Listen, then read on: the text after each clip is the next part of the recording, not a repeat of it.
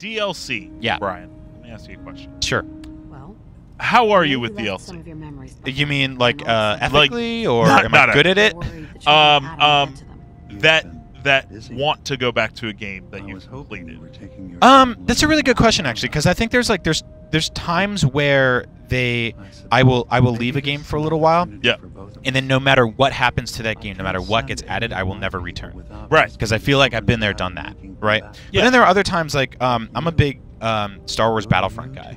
Yeah. And Star Wars Battlefront, I got the season pass. It's the first season pass Alright. I ever purchased in my entire life for any game. Because I Wow. love Star Wars. Okay. And I have been back constantly every time something new. They'll add even the tiniest thing. They're Sure. like, "Hey, there's a new emote," And you're like, I I should check that out. This. and I'm like, "Oh, I can make my I can make my Children character have do this them on now with a lightsaber." And I come Finally. back.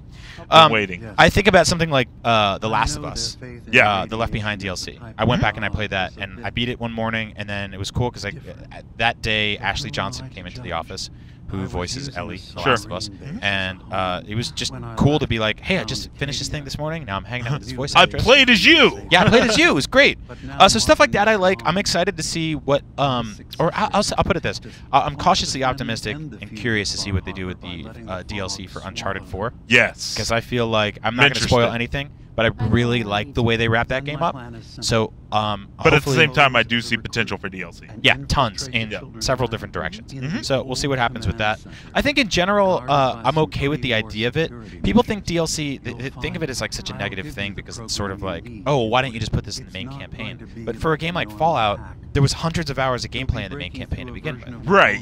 There's got to be a cutoff somewhere. Yeah. Yeah.